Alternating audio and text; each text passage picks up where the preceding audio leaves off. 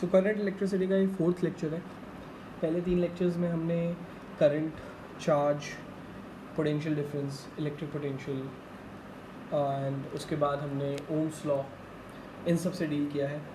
Ohm's law के साथ साथ हमने ड्रिफ्ट वेलोसिटी से, करंट का ड्रिफ्ट वेलोसिटी के साथ रिलेशन, ओम्स लॉ का vector form, temperature dependence of the resistivity, इन सब से डील किया है पिछले 3 लेक्चर्स में हमने। इस लेक्चर में हम लोग स्टार्ट कर रहे हैं from combination of resistances series and parallel. पहले उसके फॉर्मूले को डिराइव करेंगे एंड देन उसके ऊपर क्वेश्चंस अप्लाई करेंगे डिफरेंट फाइन। और जैसे जैसे लेक्चर आगे बढ़ेगा और भी बहुत सारी बातें सीखते हैं साथ साथ। चलिए स्टार्ट करते हैं कॉम्बिनेशन ऑफ रेजिस्टेंस के साथ। कॉम्बिनेशन में सबसे पहले अगर रेजिस्टेंसेस सीरीज़ में लगे हुए हैं, there are N resistance R1, R2, R3 up to Rn, series में लगे हुए हैं with the potential difference of a battery V। So ऐसे में करंट जो होता है वो इस पूरे सर्किट में I सेम फ्लो करेगा, राइट? तो करंट सब में से सेम जाएगा। क्योंकि करंट सब में से सेम जा रहा है बट रेजिस्टेंस तो सबका अलग है ना। एंड V का फॉर्मूला क्या होता है? IR। So I multiplied bye R1 का answer, I multiplied bye R2 का answer, I multiplied by R3 का answer and I multiplied by Rn का आंसर सबका डिफरेंट होगा। तो अगर हर एक पर्टिकुलर रेजिस्टेंस का वोल्टेज ड्रॉप अगर आप काउंट करेंगे तो क्या निकलेगा? V1 plus V2 plus V3 up to Vn। और ये सारे ड्रॉप्स जितने भी वोल्टेज ड्रॉप हुए हैं, हर बारी करंट को जब कोई अप्लायंस मिलती है तो वोल्टेज में ड्रॉप आता है। तो ये वोल्टेज ड्रॉप क्या है इसको भी सीख लीजिए, काम में आएगा क्वेश्चन को सॉल्व करने के दौरान। ये पोटेंशियल डिफरेंस V ऐसे था कि पॉजिटिव टर्मिनल का पोटेंशियल था V और नेगेटिव टर्मिनल का पोटेंशियल था 0, तो V माइनस 0। तो इससे ये पता चलता है कि आपने ये पॉजिटिव टर्मिनल का पोटेंशियल V पहला सारा का सारा दिया R1 को यूज़ करने के लिए। आपने R1 को बोला बेटा यूज़ करो, कितनी वोल्टेज यूज़ करोगे, V दी है हमने तुम्हें, तुम यूज़ करो।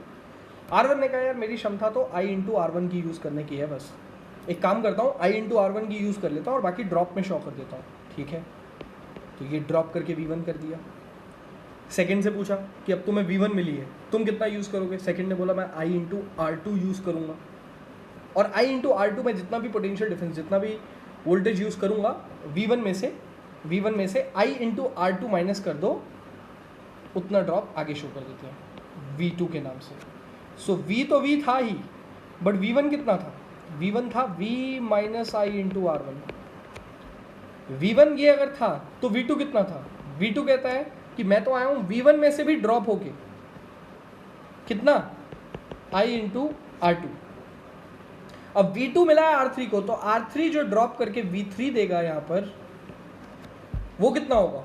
वो होगा V2 में से भी ड्रॉप I इंटू R3। तो ऐसे बारी बारी से सब लोग अपना ड्रॉप शो करते जाते थे और फाइनली ड्रॉप हो के 0 हो गया। वापस से नेगेटिव पोटेंशियल का जो पोटेंशियल था 0 वहाँ तक पहुँच गया, V से 0 तक। इसी को कहते हैं पोटेंशियल डिफरेंस। अच्छा, इन सब ने जितना ड्रॉप दिया, क्या आपको नहीं लगता उन सारे ड्रॉप्स को ऐड करूँगा तो V के इक्वल आएगा? बिल्कुल। एंड V1 कितना है? जो फर्स्ट वाले उसने ड्रॉप दिया था, I इंटू R1 का ड्रॉप दिया था। सेकेंड वाले ने I इंटू R2 का ड्रॉप दिया था। थर्ड वाले ने I इंटू R3 का ड्रॉप दिया था, up to I into Rn। And V voltage क्या होता है? I इंटू R नेट, क्योंकि V वोल्टेज पूरे सर्किट का है तो करंट भी पूरे सर्किट का और रेजिस्टेंस भी पूरे सर्किट का। ये क्या होता है? R नेट, या फिर इसका नाम R इफेक्टिव भी रखते हैं कुछ लोग इसको R इक्विवेलेंट भी कहते हैं। R net, R effective, R equivalent, सारे शब्द सेम है, राइट? ये सारे शब्द सेम है। इसका मतलब क्या होता है? इसका मतलब होता है कि इन सब रेजिस्टेंसेस को इस V के साथ ऑपरेट कराऊं, या इन सब की जगह अकेला एक ऐसा रेजिस्टेंस ले आऊं जिसकी वैल्यू R नेट या R इफेक्टिव या R इक्विवेलेंट की इक्वल होगी और उसको इसके साथ ऑपरेट कराऊं। दोनों सेम एक्ट करेंगे। कैसे एक्ट करेंगे? वही अमाउंट का करंट मंगाएंगे जितना ये सब मंगा रहे थे, वो अकेला भी उतना ही करंट मंगाएगा, जो कि कितना है? R effective. अगर आप देखेंगे I कॉमन लेके राइट साइड और लेफ्ट साइड, तो I R net is equals to I bracket में R1 plus R2 plus R3 up to Rn, जिसमें I कैंसिल हुआ तो R नेट कितना आया? R नेट आया R1 plus R2 plus R3 up to Rn। कब तक? जब तक रेजिस्टेंसेस सीरीज में लगे हैं। ये इफेक्टिव रेजिस्टेंस फाइंड करने का तरीका है। क्या है सीरीज की दो खास बातें जो आपको याद रखनी है? सबसे पहली और सबसे important, current remains same for all the resistances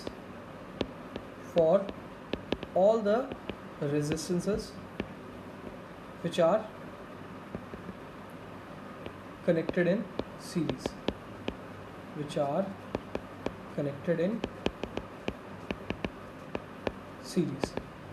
पहली और सबसे इंपॉर्टेंट बात।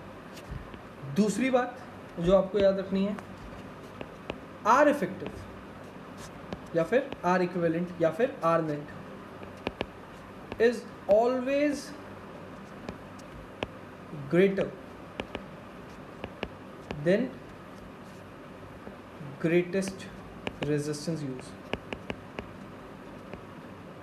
सो इस पर्टिकुलर तरीके के सेट में आपने जितने भी रेजिस्टेंसेस यूज करें उन सब में जो सबसे बड़ा होगा उससे भी बड़ा होगा आर इफेक्टिव या आर नेट या आर इक्विवेलेंट, सबसे बड़े वाले से भी बड़ा। ये दो टर्म याद रखिएगा, करंट सेम रहता है सीरीज में और आर नेट जो होता है वो सबसे बड़े वाले रेजिस्टेंस से भी बड़ी वैल्यू शो करता है। फाइन। इसी तरीके से जब रेजिस्टेंसेस पैरेलल में लगे होते हैं उसके एक्सप्रेशन को जानते हैं। सो यहाँ पर हमारे पास रेजिस्टेंस जब पैरेलल में लगा है, R1 R2 R3 up to Rn, ये सब पैरेलल में लगे हैं with the potential difference V। सो इन सब में आप देखिए कि जब पॉजिटिव पोटेंशियल V और नेगेटिव पोटेंशियल 0 जो मिलेगा वो मिलेगा किसको? A पॉइंट को और B पॉइंट को। अब ये A पॉइंट और B पॉइंट किसके एंड पॉइंट्स हैं? ये R1 के भी एंड पॉइंट्स हैं, ये R2 के भी एंड पॉइंट्स हैं, ये R3 के भी एंड पॉइंट्स हैं, ये Rn तक के सबके एंड पॉइंट्स हैं। तो जब एंड पॉइंट सेम होते हैं दोस्तों रेजिस्टेंसेस के, इसका मतलब उन सबको सेम पोटेंशियल डिफरेंस मिल रहा है। यही तरीका है पहचानने का पैरेलल को। तो ध्यान से सुनिए, करंट सेम फ्लो कर रहा है तो सीरीज है, करंट सेम फ्लो नहीं कर रहा है तो कई बच्चे गलती कर जाते हैं, बोल जाते हैं कि पैरेलल है।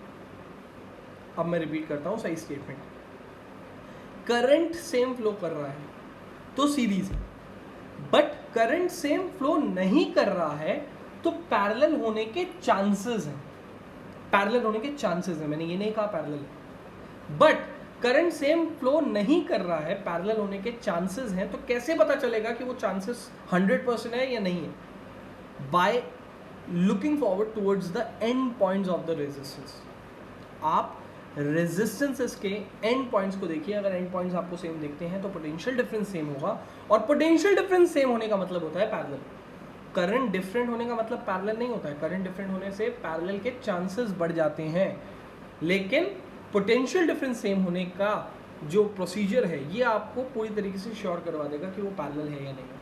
अच्छा, ये करंट डिफरेंट होने का मतलब क्या है? देखिए, यहाँ से अगर आई करंट जा रहा था तो यहाँ तक भी आई आया, यहाँ पर भी आई आया, यहाँ पर भी आई आया, लेकिन इन दोनों पॉइंट्स के बीच में कुछ हुआ, करंट यहाँ पर डाइवर्ज किया, I1 I2 I3 up to IN, और फिर सारी ये डाइवर्जिंग जो हुई थी वो वापस से मिल गई, IN I3 I2 I1 सब मिल गई और वापस से क्या आ गया?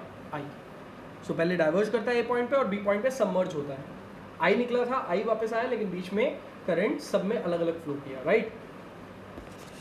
देखिए वहाँ पर लास्ट सीरीज़ के हमने डेरिवेशन में क्या किया था, हमने V = V1 + V2, मतलब जो चीज़ चेंज हो रही थी, करंट तो सेम था लेकिन जो चीज़ चेंज हो रही थी हमने उसको ऐड करके टोटल के इक्वल रखा था। अब यहाँ पर पोटेंशियल डिफरेंस तो सेम है क्योंकि एंड पॉइंट सेम है, तो जो चीज़ चेंज हो रही है कौन है? वो करंट। हम उसको ऐड करके एंड के इक्वल रखेंगे। सो टोटल जो आपका I चल रहा है वो किस किस के इक्वल है? I1 + I2 + I3 up to IN, right.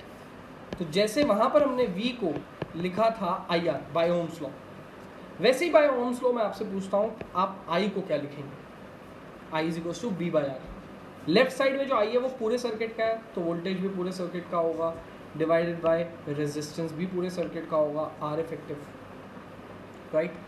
लेकिन राइट साइड में I1 जो है खाली फर्स्ट रेजिस्टेंस का करंट है, तो तो वोल्टेज तो इसका पूरे सर्किट जैसा ही है क्योंकि इनिशियल और फाइनल पॉइंट सेम है, सबके बैटरी के साथ कनेक्टेड है V, बट रेजिस्टेंस में जो डिवाइड होना है वो R1 होगा, इसका V/R2 होगा, इसका V/R3 होगा, अप टू होगा V/RN। अगेन V कॉमन लेंगे, so V effective V/R effective is equals to V common लिया तो 1/R1 plus 1/R2 plus 1/R3 up to 1/RN, right. Now V हो गया कैंसिल, तो 1/R इफेक्टिव का हमारे पास फॉर्मूला आया 1/R1 plus 1/R2 plus 1/R3 up to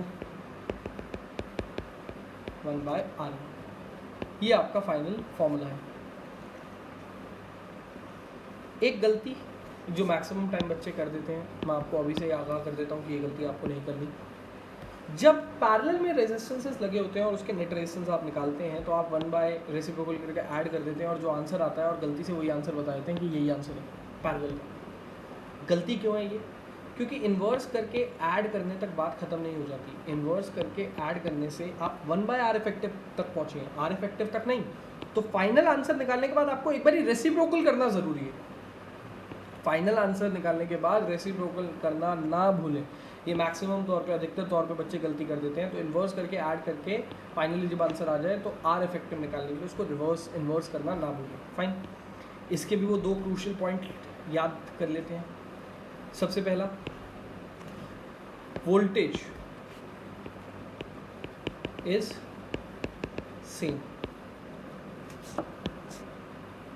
in all resistances which are connected in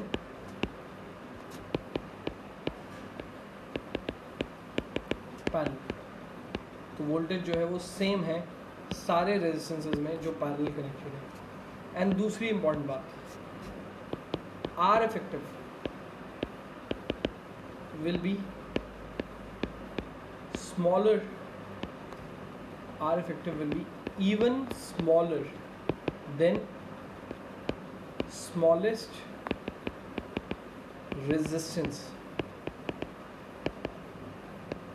used in a circuit। सो आपने यहाँ पर 2 point किए हमारे साथ कि वोल्टेज एक तो सेम रहेगी, दूसरी चीज़ जैसे सीरीज़ में R इफेक्टिव जो है सबसे बड़े वाले रेजिस्टेंस से भी बड़ी वैल्यू होती थी, वैसे यहाँ ठीक उल्टा है कि सबसे छोटे वाले वैल्यू से भी छोटी वैल्यू होगी R इफेक्टिव की। फाइन, ये याद रखिएगा 2 क्रिटिकल पॉइंट्स। जितना भी हमने सीखा अभी रेजिस्टेंसेस के पैरेलल एंड सीरीज़ के कॉम्बिनेशन से, वोल्टेज ड्रॉप, आपने सिर्फ डेरिवेशन नहीं सीखी दोस्तों, आपने वोल्टेज ड्रॉप जैसे टर्म्स का भी यूज़ किया, राइट। आपने यहाँ पर करंट के डाइवर्जन का भी यूज़ किया, सर्किट को समझा कैसे चीज़ें ट्रीट होती हैं। इन सब चीज़ों को यूज़ करेंगे अब हम न्यूमेरिकल्स में इन फॉर्मूलाज के साथ। फाइन, तो चलिए न्यूमेरिकल्स के ऊपर बढ़ते हैं। इसके सबसे पहला और सबसे सिंपल क्वेश्चन, आपके पास एक वायर है जिसका रेजिस्टेंस 4R है, जिसको आपने बेंड किया है सर्कल के फॉर्म में, राइट, जो कि हमें फिगर में दिख भी रहा है, सर्कल के फॉर्म में बेंड हुआ। वो इफेक्टिव रेजिस्टेंस हमसे पूछ रहे हैं at the end of the diameter, diameters के एंड पे इफेक्टिव रेजिस्टेंस। तो डायमीटर से अपर हाफ आधा सर्कल अवेलेबल है, डायमीटर से नीचे आधा सर्कल अवेलेबल है। जब 4R पूरे वायर का रेजिस्टेंस है तो सेमी सर्कल का रेजिस्टेंस क्या होगा, 2R एंड 2R। तो इसी सर्किट को डायमीटर के एंड में जो दिखाई दे रही है, क्या हम ऐसे देख सकते हैं रेजिस्टेंस के फॉर्म में, ऐसे, जिसमें इसकी वैल्यू 2R है और इसकी वैल्यू 2R है, और ये हमारे पास पैरेलल में लगे हुए हैं इस A और B पॉइंट के बीच में। साफ तौर पे हमें दिख रहा है दोनों के एंड पॉइंट सेम है पैरेलल में। सो 1/R effective will be 1/R1 plus 1/R2, that is 1/2R plus 1/2R, that is 2 into 1/2R, 2 cancel हुए तो 1/R is 1/R effective. Therefore R effective, जो गलती ना करना भूलें, रेसिप्रोकल एंड में करना ना भूलें, R इफेक्टिव जो है वो आपके पास आ रहा है। जैसे कि मैंने कहा था, सर्किट में यूज़ होने वाले किसी भी रेजिस्टेंस से भी छोटी वैल्यू होगी, तो R इफेक्टिव के अंदर यूज़ हो रहे थे 2R और 2R, देखिए उसका आंसर उससे भी छोटा है। सबसे ईजीएस्ट क्वेश्चन था ये कॉम्बिनेशंस का। चलिए आगे बढ़ते हैं, कुछ और क्वेश्चंस को ट्राई करते हैं और धीरे धीरे लेवल अपना इंक्रीज़ करते जाएंगे क्वेश्चंस का, सो दैट फाइनली जब ये टॉपिक ओवर हो तो आपको हर टाइप के क्वेश्चंस आते हैं। इस क्वेश्चन में हमसे पूछा है कि I की वैल्यू क्या है, करंट की वैल्यू। फाइन। इसको बताने के लिए पहले हमें इस सर्किट को रिजॉल्व करना पड़ेगा इसके इक्विवेलेंट रेजिस्टेंस के साथ, एंड उसके लिए हम यहाँ पर कुछ नाम दे रहे हैं, इसको R1, इसको R2, इसको R3, एंड साथ ही साथ मैं ये जो करंट आ रहा है इसको थोड़ा सा यहाँ पर आके डिवाइड कर देता हूँ, एक नाम दे देता हूँ कि लेट्स से ये जो I आ रहा था उसमें से I1 इधर गया और I2 इधर गया। ऑफ कोर्स घूम के वापस I1 इधर आएगा, I2 इधर आएगा, और वैल्यू जो हो जाएगी यहाँ पर वापस ऐड होके I हो जाएगी। तो I निकला था, I ही वापस जाएगा, बट I1 और I2 में बट गया। किस पे? A पॉइंट पे। A पॉइंट पे I1 और I2 में बटा, A पॉइंट से I1 जाते हुए आगे यहाँ पर घूम के I1 ही रहेगा, राइट। इसको टर्मिनल को जंक्शन मत समझिएगा कि यहाँ पर कहीं करंट और जा सकता है तो यहाँ चेंज हो जाएगा, यहाँ पे नहीं, एग्जैक्टली सेम रहेगा। सो अब हमें इस पॉइंट से कुछ पता चला कि R2 और R3 के बीच में करंट सेम है, therefore R2 and R3 are in series, right. R2 और R3 क्या है? सीरीज में। तो ये जो A पॉइंट था और ये जो B पॉइंट था, इसके बीच में पहले से ही लगा हुआ है R1, लेकिन इसी A और B पॉइंट के बीच में पहले C के साथ कनेक्ट होता हुआ R2 और R3 था।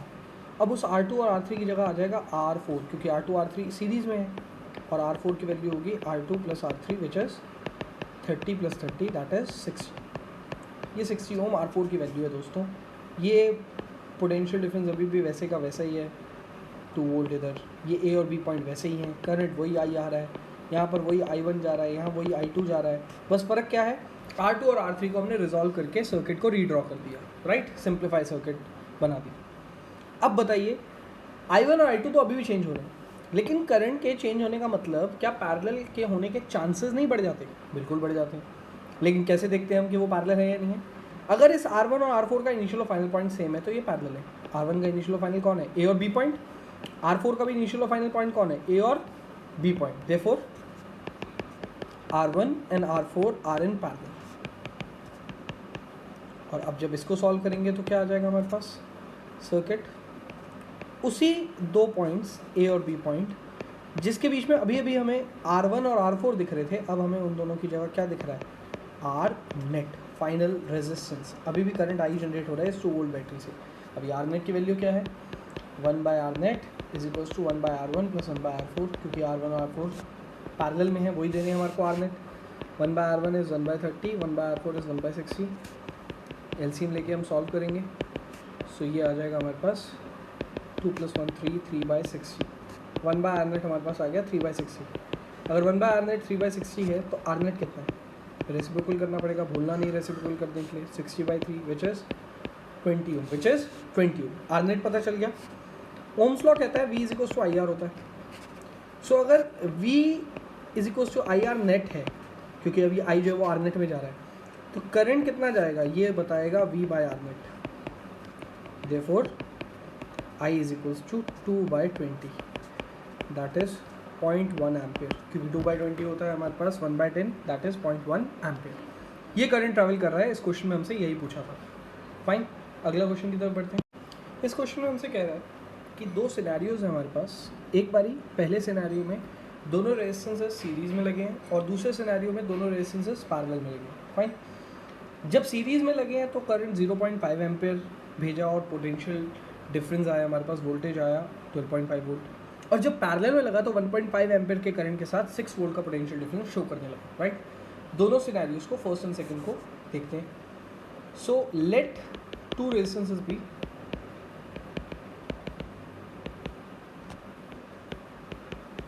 R1 and R2। दोनों रेजिस्टेंसेस R1 एंड R2 हैं। देयरफॉर पहला case, first scenario, R net will be equals to what? R1 + R2. V is equals to what? IR net, क्योंकि फर्स्ट सिनेरियो है तो V1 I1 लिख रहा हूँ मैं यहाँ पर, and R net, so V1 is what? 12.5, current कितना? 0.5, and R net is what? R1 + R2। तो R1 + R2 क्या होगा? 25। ये हमारे पास फर्स्ट इक्वेशन आई फर्स्ट सिनेरियो से। जब 0.5 1 12.5 को डिवाइड करने गया तो R1 + R2 का हमारे पास वैल्यू आया 25, राइट। सेकेंड सिनेरियो इसी में, तो अब आर नेट कैसे निकलेगा जब वो पैरेलल में लगा है? So 1/r net is equal to 1/r1 plus 1/r2, therefore r1 plus r2 by r1 r2 is your 1/r net। So R net कितना आएगा? आर नेट आएगा r1 r2 divided by r1 plus r2। R net आया r1 r2 divided by r1 plus r2। अब हम लोग formula use करेंगे V2 is equals to I2 into R net. इस बारी आर नेट जो है I2 है हमारे पास 1.5, V2 है हमारे पास 6 और आर नेट जो है वो है R1 R2 divided by R1 plus R2। Now divide करने भेजा हमने 1.5 को 6 के साथ, सो आंसर आया हमारे पास 4। और साथ ही साथ राइट साइड में जो R1 R2 है उसके अपॉन में जो R1 प्लस R2 है, क्या हम उसको 25 पुट कर सकते हैं from first? So R1 R2 कितना आया? R1 R2 आ गया हमारे पास 100। ये हमारे पास कौन सी इक्वेशन है? सेकंड। सो क्या अब हम इस क्वेश्चन को सॉल्व करने के लिए R1 को अगर R1 रखें और R2 को अगर 100/R1 कह दें तो कोई दिक्कत? Is equals to 25 from second. ये जो फर्स्ट इक्वेशन को मैंने चेंज किया R1 plus 100/R1 is equals to 25 में, ये सेकंड इक्वेशन की हेल्प से करा, where R2 is what 100/R1। R1 LCM लेके R1 square minus 25R1 plus 100 is equals to 0, क्योंकि जब आप यहाँ पर R1 एलसीएम लोगे सो ये तो R1 स्क्वायर प्लस 100 हो जाएगा, लेकिन ये R1 जो डिनोमिनेटर में होगा वो 25 के साथ मल्टीप्लाई होगा और वो 25R1 इधर आके माइनस हो गया। इस फॉर्मेट में क्यों लिखा मैंने? बिकॉज हमें क्वाड्रेटिक इक्वेशन सॉल्व करनी है। Quadratic equation R1 square minus 25R1 को हम minus 20R1 and minus 5R1 में स्प्लिट कर सकते हैं, plus 100 equals to 0। R1 common निकालेंगे तो R1 माइनस 20 हो जाएगा और माइनस 5 कॉमन निकालेंगे तो R1 माइनस 20 अगेन आएगा यहाँ पर भी common, is equals to 0। R1 minus 20 common निकालेंगे तो यहाँ हो जाएगा R1 minus 5 is equals to 0। Therefore R1 या तो 20 होगा एंड R2 जो होगा वो 5 होगा। एल्स R1 अगर 5 यूज़ किया हमने देन R2 को हमें 20 यूज़ करना पड़ेगा, राइट। सो ये हमारा बिल्कुल कम्प्लीटली डिफरेंट पार्ट है इस क्वेश्चन में। आपको ये फर्स्ट सिनेरियो सेकंड सिनेरियो करके ये जो बॉक्स के अंदर है इधर एक डिफरेंट से रीजन के अंदर है, इसको आपको सॉल्व करना, तब जाके आप R1 R2 तक पहुँच पाएंगे। यही हमसे पूछा था, कैलकुलेट द टू रेजिस्टेंसेस, हमने कैलकुलेट कर लिया 20 एंड 5। नेक्स्ट क्वेश्चन की तरफ बढ़ते हैं।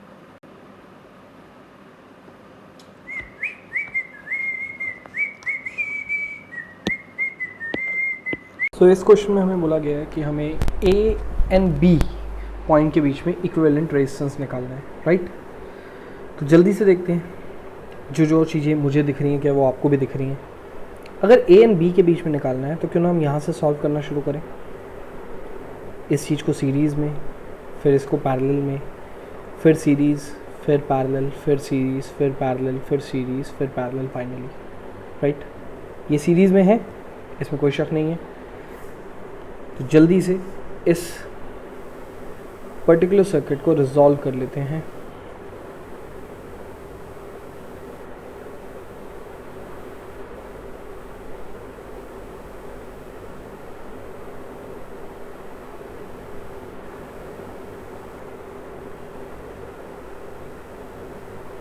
ये हमारे पास रिजॉल्व होके ये जो पॉइंट थे A और D जिसके बीच में पहले C भी था, अब वो C नहीं रहा, अब वो 3 and 3 6 हो गए हैं। फाइन, ये रिजॉल्व होके ऐसा हो जाएगा, सीरीज़ में हो जाएंगे A से D के बीच में।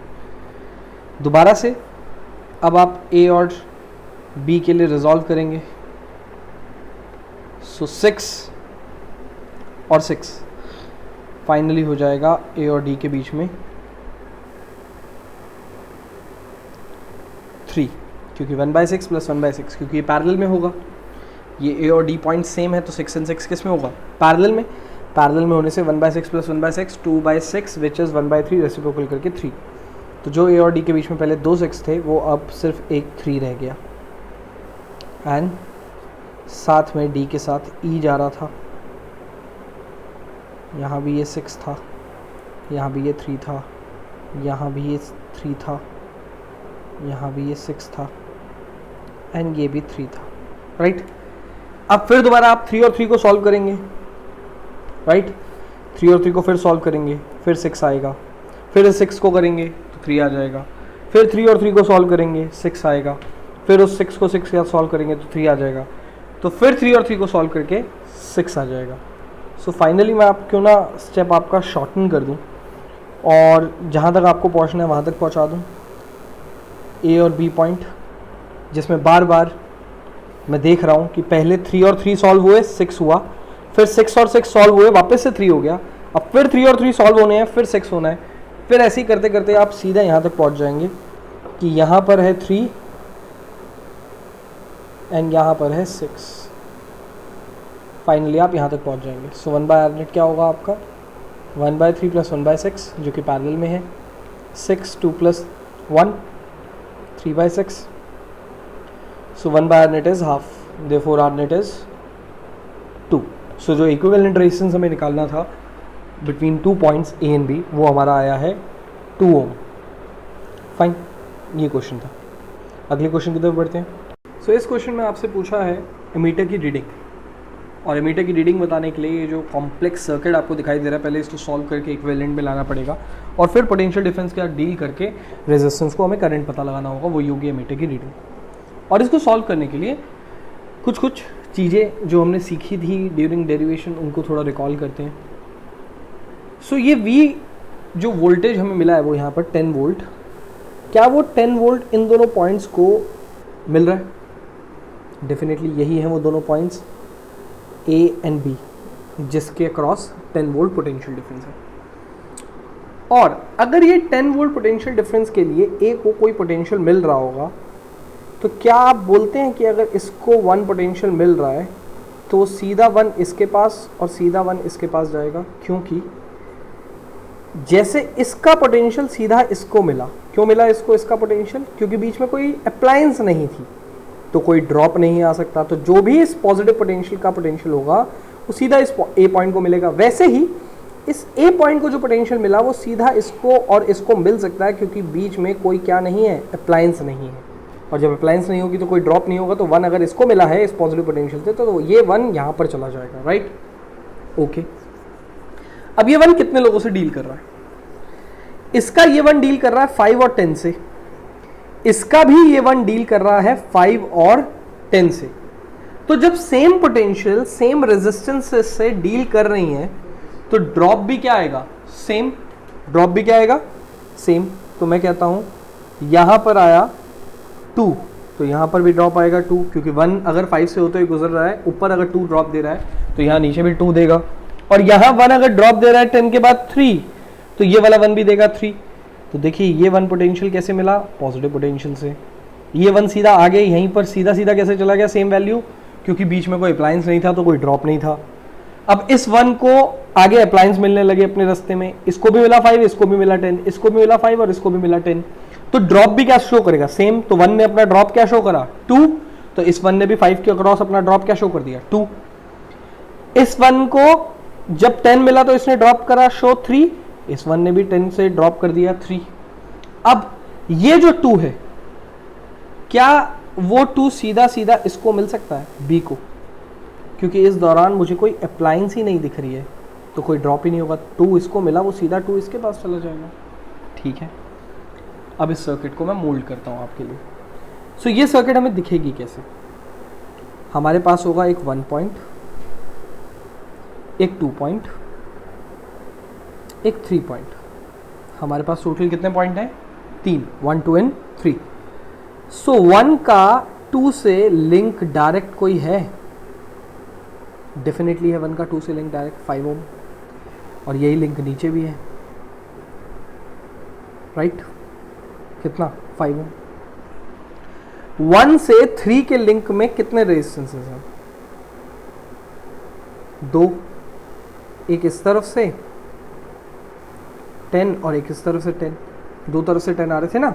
सो 1 का 3 से लिंक 10 और 10, तो दो तरफ से आपने 10 भेज दिया 3 के पास, और आगे 3 का 2 से लिंक 10 और 3 का 2 से लिंक 10, तो और 2 रेजिस्टेंसेस आ जाएंगे, यहाँ पर भी और यहाँ पर भी, इधर भी 10 और इधर भी 10। ये हो गया रिजॉल्व सर्किट। ये है वो एक्चुअल सर्किट जिससे अब आपको डील करना है कि 10 वोल्ट बैटरी इस सर्किट के साथ लगी है। अच्छा, रिजॉल्व करने से बेनिफिट, हमें रेजोल्यूशन से ये पता चल गया कौन सीरीज कौन पैरेलल में, right.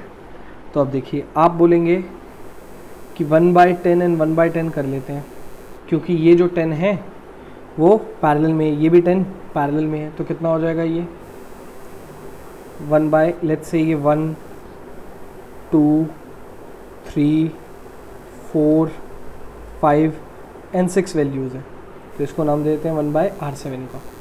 So 1/R7 is 2/10, 2/10 is 1/5। So R7 बोलूँ या R8 बोलूँ, दोनों ही 5 है। कौन दोनों है 5? इसकी जगह आएगा R7 और इसकी जगह आएगा R8। अब ये सर्किट कैसे रिजॉल्व होगी? अब ये सर्किट होगी ऐसे रिजॉल्व कि यहाँ लगा था R1, अभी भी लगा है R1, यहाँ लगा था R6, अभी भी लगा है R6, लेकिन R2 और R3 की जगह R7 ने ले ली और R4 और R5 की जगह R8 ने ले ली। नाउ रिजॉल्व करने के बारे में R7 प्लस R8 करना पड़ जाएगा, क्योंकि ये सीरीज में दिखाई दे रहे हैं, तो इनकी जगह कौन लेगा? R9। कौन है R9? 5 + 5 कितना हुआ? 10 ओम। R9 के बाद अगर हम सर्किट को वापस से सॉल्व करेंगे, सर्किट में यहाँ पर पोटेंशियल डिफरेंस तो लगाना भूल ही गए थे हम, दैट इज़ 10 वोल्ट। R9 अगर दोबारा से दिखाएंगे तो हम कैसे दिखाएंगे? यहाँ पर 10 वोल्ट की बैटरी के साथ R1 लगा है, R6 लगा है और ये है R9। सो हमारे पास क्या होगा? 1/R net का formula 1/R1 plus 1/R2 sorry 1/R9 plus 1/R6, that is 1/5 plus 1/10 plus 1/10 1/5। LCM हुआ 10, 2 + 1 + 2 5/10 which is 1/2. So 1/R net is 1/2. Now इसी चीज़ को अगर हम यहाँ पर देखेंगे कि V जो अप्लाई हो रहा है वो कितना है, तो आप बोलेंगे 10 वोल्ट। R net जो है वो कितना आया? 2 ओम, क्योंकि ये 1/R net है ना, 1/2 ओम। R net तो रेसिप्रोकल करके आएगा 2 ओम। सो I net कितना होगा? I net होगा V/R net, जिसमें V कितना है 10 और R net कितना है 2 विच इज़ 5 एम्पेयर। तो करंट एमीटर जो है वो रीड कितनी करेगा? 5 एम्पेयर के करंट को रीड करेगा। अगले क्वेश्चन की तरफ बढ़ते हैं। अगले क्वेश्चन में हमसे कह रहा है A एंड B के बीच में इक्विवेलेंट रेजिस्टेंस निकालें। तो जो अभी जस्ट हमने सीखा है उसको फिर से एक बार अप्लाई करके अपने तरीके को पक्का कर लेते हैं कि फाइनली हमें ये तरीका आया है या नहीं आया है, राइट। ऐसे क्वेश्चन में सबसे पहले आपने पोटेंशियल अप्लाई किया, इसको दिया 1, राइट, और इधर से स्टार्ट करवा दीजिए 2। यहाँ अगर ये 1 है तो मुझे इस 1 के बाद यहाँ पर और यहाँ पर कोई अप्लायंस नहीं दिख रही, तो मैं क्या इसको भी 1 और इसको भी 1 कह सकता हूँ? ओके। अगर इस 1 ने ड्रॉप दिया और क्योंकि इस 1 को सारी तरफ R रेजिस्टेंस ही दिख रहा है, इधर भी R दिख रहा है, इसको इधर भी R दिख रहा है, इसको भी इधर R दिख रहा है, इधर भी R दिख रहा है, तो ड्रॉप जो आएगा, क्योंकि सेम रेजिस्टेंसेस है, तो ड्रॉप जो आएगा वो सेम आएगा। तो आप क्या लिखोगे? यहाँ लिखोगे 3, यहाँ भी लिखोगे 3 और यहाँ भी लिखोगे 3। देखिए कैसे लिखा, 1 पोटेंशियल यहाँ से अप्लाई कराया, इसको मिला क्योंकि बीच में कोई अप्लायंस नहीं। इसी 1 ने उठा के अपने आप को इधर और इधर दे दिया क्योंकि बीच में कोई अप्लायंस नहीं, लेकिन अब अप्लायंस आ गई है। 1 ने R के साथ अगर ड्रॉप कराया 3, तो 1 को इधर भी R ही मिल रहा है तो ड्रॉप कराना पड़ेगा 3। 1 को देखिए इधर R मिल रहा था, ड्रॉप 3 अपने आप वर्कआउट कर गया, और 1 को इधर भी R ही मिल रहा है तो क्या होगा? ड्रॉप 3। और ये 3 कहाँ जा रहा है वो देखते हैं, क्योंकि ये 2 के बाद कोई अप्लायंस नहीं है तो यहाँ और यहाँ 2 हो जाएगा, यहाँ और यहाँ क्या हो जाएगा? 2। तो देखिए इस 3 को कौन मिला? 2। इस 3 को कौन मिला? 2। इस 3 को भी 2, इधर इस 3 को भी 2। तो सारी चीज़ें ऑटोमेटिकली फिट बैठ रही हैं, सिर्फ ये देख के कि अगर सेम रेजिस्टेंस होता है तो पोटेंशियल ड्रॉप सेम होता है, और साथ ही साथ अगर बीच में कोई अप्लायंस ना हो तो कोई ड्रॉप नहीं होता। फाइन, इतनी सी चीज़ अगर आप सीख गए हैं तो आप इस 1 2 3 को यहाँ पर रख के इनके बीच में रेजिस्टेंसेस शो कर दीजिए। चलिए रीड्रॉ करते हैं एक सर्किट को। ये 1 है, ये 2 है और 3 बीच में रख लेते हैं। फाइन, क्या इस 1 के बाद मुझे 3 मिल रहा है आर के फॉर्म में?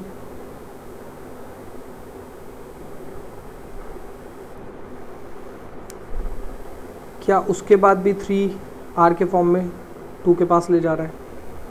नीचे से भी क्या 1 के फॉर्म में, आर के फॉर्म में, आर के फॉर्म में 3 2 के पास ले जा रहा है?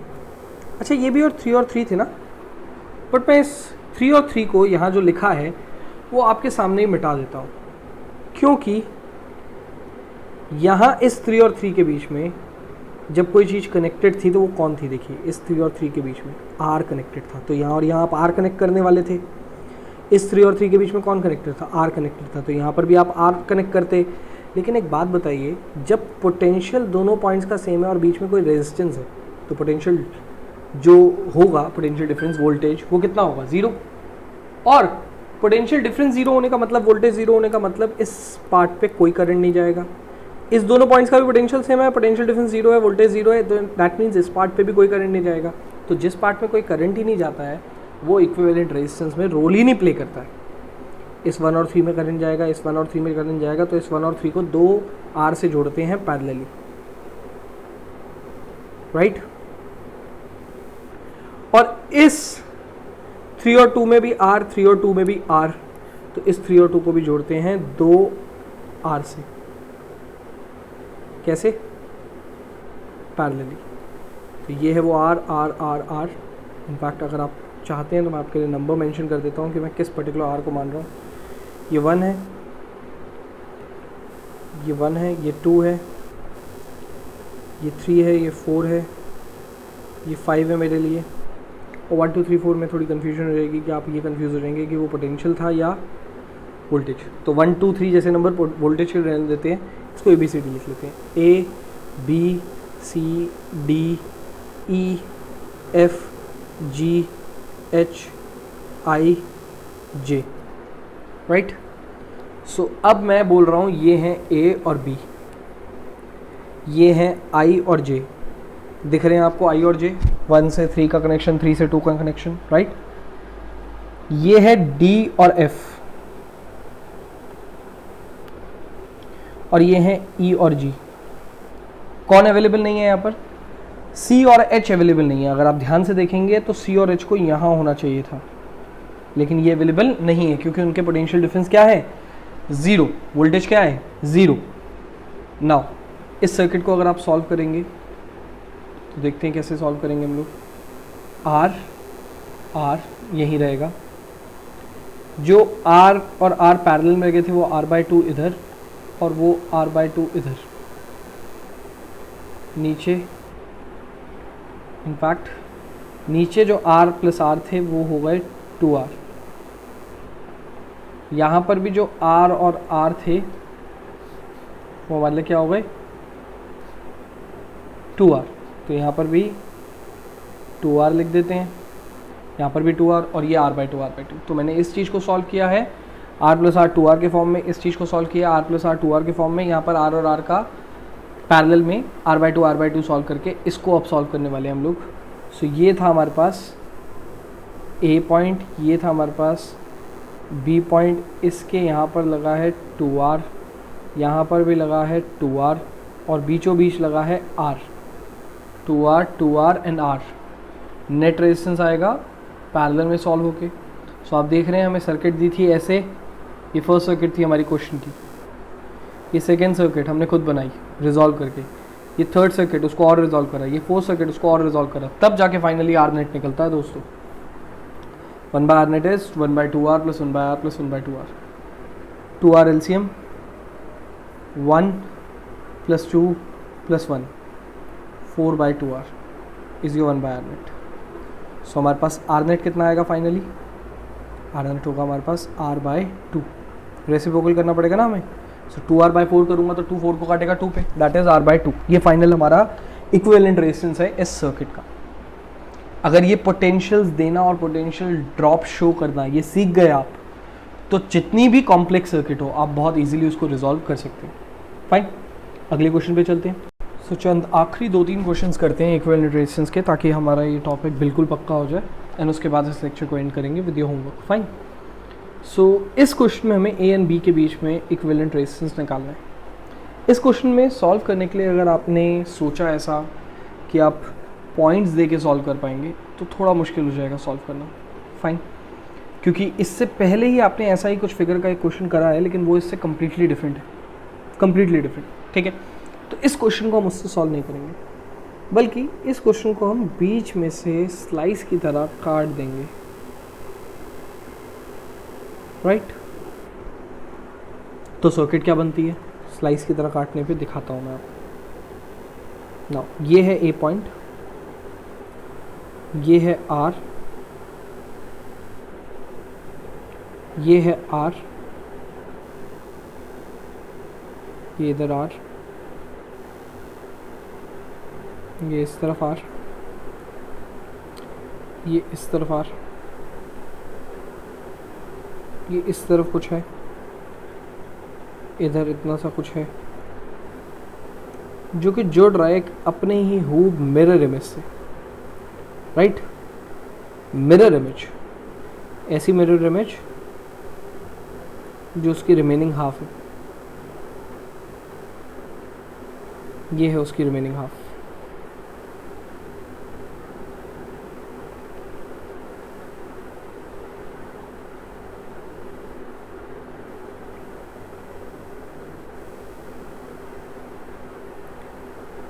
तो ये है आपके पास फाइनली सर्किट बीच में से जो आपने काटी। ये वाला हिस्सा R/2 एंड R/2 है। कईयों को सवाल होगा कि सर आपने कैसे एग्जैक्टली बीचों बीच काटी, आपको क्या पता।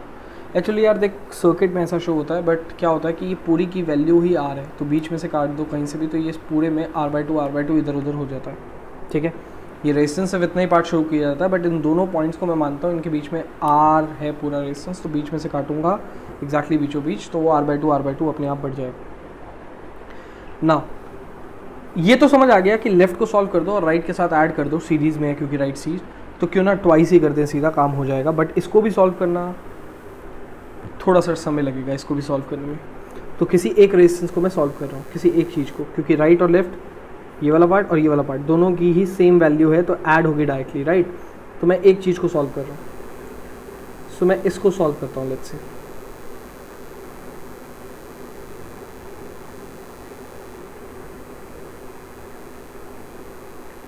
इसमें सबसे पहले ये R/2 और इस R के साथ, और इस R/2 और इस R के साथ मुझे साफ तौर पे दिख रहा है ये पैरेलल में है, क्योंकि इनके एंड पॉइंट्स जो हैं वो सेम है। ये हैं इनके एंड पॉइंट्स। राइट, तो क्योंकि ये एंड पॉइंट्स जो हैं वो सेम है, इसीलिए हम लोग इन्हें पैरेलल कर देंगे। तो ये सर्किट रिजॉल्व होकर कैसे दिखेगी, पहले पैरेलल देखते हैं। पैरेलल क्या होगा इसका, इसकी पैरेलल वैल्यू होगी 1/R/2 प्लस 1/R। फाइन, ये है मेरा कोई R', so it is 2 + 1/R, that is 1/R', that is R' is R/3। सो हो जाएगा मेरा R/3। अब ये R/3 कौन कौन है, इस R के बाद इन दोनों पॉइंट्स में अब R/3 रहता है। ये अभी भी R एज इट इज़ है, ये R एज इट इज़ है, लेकिन इस पॉइंट और इस पॉइंट में अब कौन रहता है, R/3। सो अब आपको दिखाई दे रहा होगा कि फाइनली ये हो जाएगा सीरीज़, ये हो जाएगा सीरीज़, और फिर उसके साथ ये हो जाएगा पैरेलल। सो कौन है series, R + R/3 which is 4R/3, and नीचे भी 4R/3। 4R/3 जो है वो 4R/3 एंड R के साथ पैरेलल है।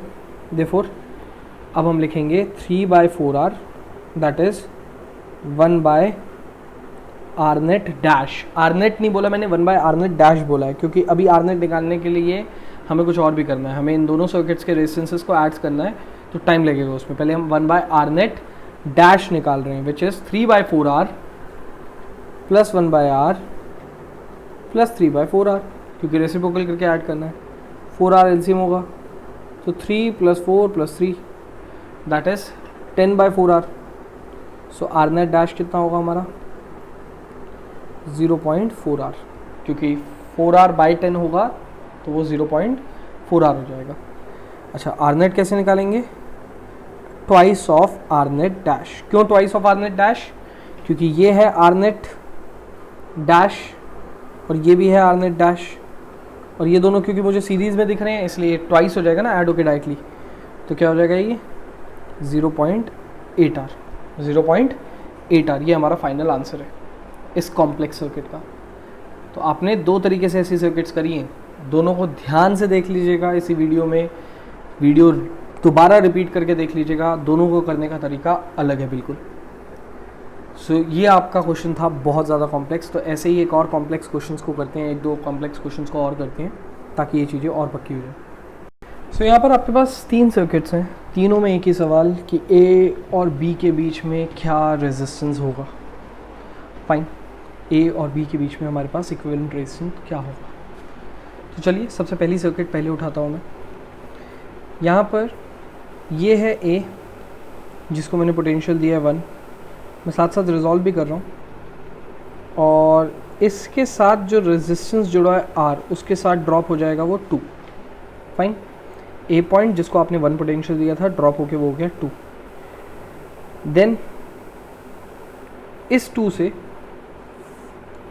हमारे पास 3 डायरेक्शन में निकला आर, एक इस डायरेक्शन में, एक इस डायरेक्शन में और एक इस डायरेक्शन में, और फिर इस तीनों के एंड पॉइंट से एक सर्कल ड्रॉ किया गया और यहाँ है बी। पहले तो मैं आपसे ये पूछना चाहता हूँ, अगर बी का कोई भी रैंडम आप पोटेंशियल दे देते हैं, लेट्स से 1 और 2 शब्द तो यूज़ हो चुका है, तो 3 दे देते हैं, राइट। तो 3 अगर बी को आपने पोटेंशियल दिया तो इस बी का पोटेंशियल जो 3 होगा, क्या ये पूरे सर्कल का नहीं होगा पोटेंशियल, क्योंकि मुझे तो पूरे सर्कल में कहीं कोई डिवाइस दिख ही नहीं रही है, there will be no drop, तो 3 पूरे के पूरे वायर का ही है ड्रॉप। और लकीली अगर आप देखेंगे तो ये 2 के बाद ये आर है, ये आर है, ये आर है, तो मतलब 2 का जो ड्रॉप है तीनों जगह वो सेम ही होगा, 3 3 3, तभी तो बी वाला 3 पोटेंशियल पूरे सर्कल में काम कर पाएगा। सो मुझे दिखाई दे रहा है 2 और 3 के बीच में 3 रेजिस्टेंसेस, तो इसका ही रिजॉल्व करके मैं क्या बनाऊंगा 1 एंड 2, एंड 2 और 3 के बीच में 3 रेजिस्टेंसेस, तो 1 और 3 के बीच में निकालना था मुझे, ए और बी यही तो है। सो ये आर, ये आर, ये आर क्या हो जाएगा 1 बाय आर नेट या 1 बाय आर 5 लेट्स से, क्योंकि ये 4 रेजिस्टेंसेस हैं, R5 में मेंशन करूँगा इसका नाम, 1 by R plus 1 by R plus 1 by R that is 3 by R. So 1 by R5 is 3 by R, therefore R5 is R by 3। तो यही रेजिस्टेंस, यही सर्किट अब क्या हो जाएगी, A 1 पे है, R है, फिर एक R बाय 3 है, और फिर जाके आता है B। सो हम लिखेंगे R plus R by 3 to get R net, क्योंकि अब ये सीरीज़ में है, that is 3R plus R by 3 that is 4R by 3। यही हमारे पास नेट रेजिस्टेंस जिसको हमें फाइंड करना था फर्स्ट सर्किट के लिए। सेकेंड सर्किट को देखते हैं। लेट्स से आपने फिर ए पॉइंट को 1 पोटेंशियल दिया, और क्योंकि चारों ही तरफ आर आर सेम वैल्यू है तो ड्रॉप जो होगा वो सेम ही होगा, and of course B point जो है वो सर्कल से जुड़ा हुआ है और कोई डिवाइस नहीं है, तो ड्रॉप तो बी पॉइंट का 2 है, तो सबका ही 2 ही होना चाहिए, राइट। सो मुझे तो ये चारों ही किस में दिख रहे हैं, पैरेलल।